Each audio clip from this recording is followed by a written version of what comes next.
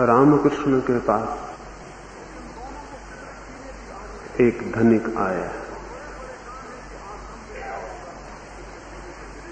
उसने उनके चरणों में आकर 1000 स्वर्ण मुद्राएं रखी और कहा कि इन्हें स्वीकार कर ले। रामकृष्ण कहने लगे उस धनिक से, तेरा मोह होगा इस धन के प्रति, तेरी आसक्ति होगी, क्यों तू व्यर्थ इन्हें खोता है। पर उस व्यक्ति ने कहा कि मुझे कोई मोह नहीं, मुझे कोई आसक्ति नहीं, मुझे आनंद होगा आप इन्हें स्वीकार कर लेंगे तो। रामकृष्ण ने कहा तुझे कोई मोह नहीं, आसक्ति नहीं, तो जा इन सारी मुद्राओं को नीचे गंगा पर फेंका, गंगा पर डाला। अब रामकृष्ण को भेंट की गई मुद्राएं थी वे, और खुद रामकृष्ण ने कहा कि जाके गंगा में फेंका, तो वह आदमी पोटली बांधकर उन स्वर्ण मुद्राओं को गंगा के घाट पर ले गया। फिर कोई 1 घंटे बाद वो वापस लौटा। रामकृष्ण बार बार पूछने लगे कि गंगा में स्वर्ण मुद्राएं फेंकने में इतनी देर क्यों लग गई। फिर उन्होंने 2 व्यक्ति भेजे, उन्होंने लौट के बताया कि वो आदमी एक एक मुद्रा गिन के गंगा में फेंक रहा है। फिर वो आदमी लौटा। रामकृष्ण उससे कहने लगे कि जो काम एक ही बार में हो सकता था तूने व्यर्थ ही 1000 बार में किया, जो काम एक ही कदम में हो सकता था तूने व्यर्थ ही 1000 कदम उठाए। जिस चीज को फेंकना था उसे गिनने की क्या जरूरत थी। जिसे संभाल के रखना होता है उसे गिनना पड़ता है, और जिसे फेंकना होता है उसे गिनना नहीं पड़ता है। तूने व्यर्थ ही घंटा भर खराब किया। तू किस लिए गिनती करता था। मनुष्य को उसकी सारी अंधश्रद्धाएं, सारी परंपराएं, सारे विश्वास एक साथ ही गंगा में फेंक देने, उनकी गिनती नहीं करनी।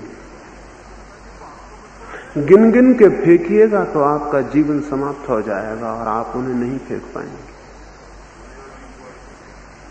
क्योंकि वो आदमी तो 1000 मुद्राएं थी, गिन के फेंक भी आया था।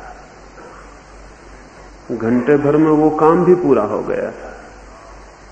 लेकिन आदमी अगर गिन गिन के विश्वास फेंकेगा, गिन गिन के अंधापन फेंकेगा, तो जीवन बहुत छोटा है और अंधेपन का जाल बहुत बड़ा है। जीवन चुक जाएगा और अंधेपन से मुक्ति नहीं हो सकी। इसलिए इकट्ठा ही ये बात समझ लेनी है कि अगर विश्वास गलत है, लंगड़ा लूला करता है, मनुष्य को परतंत्र करता है। अगर ये दृष्टि और विवेक स्मरण में आता है तो फिर इस विचार में मत बैठे रहिए कि धीरे धीरे हम विश्वासों को छोड़ेंगे, धीरे धीरे हम जाल को तोड़ेंगे, धीरे धीरे हम बाहर निकलेंगे। बुद्ध कहते थे एक आदमी आग में गिर पड़ा था। उससे लोगों ने कहा कि बाहर निकल आओ, तो वो आदमी छलांग लगा के बाहर निकल आया। उसने ये नहीं कहा कि मैं धीरे धीरे निकलूंगा। आग में गिर पड़ा आदमी धीरे धीरे बाहर नहीं निकलता, और न ये कहता है कि मैं कल निकलूंगा, परसों निकलूंगा। आग में गिर पड़ा आदमी छलांग लगा के बाहर निकल आता है। लेकिन विश्वास की आग से भी ज्यादा बदतर और जलाने वाली है। आग तो शरीर को जलाती है, विश्वास पूरी आत्मा को जला डालता है। और उसमें पड़े हुए लोग कहते हैं हम धीरे धीरे आहिस्ता आहिस्ता कोशिश करेंगे और बाहर निकलेंगे। जब कोई ये कहता है मैं आग से धीरे धीरे बाहर निकलूंगा, तो 2 बातें साफ है। या तो उसे आग दिखाई नहीं पड़ रही है, और या फिर वो आत्महत्या करने को उतारू है, वो निकलना नहीं चाहता। विश्वास के बाहर निकलते समय जो आदमी कहता है मैं धीरे धीरे बाहर निकलूंगा, या तो उसे विश्वास की आग दिखाई नहीं पड़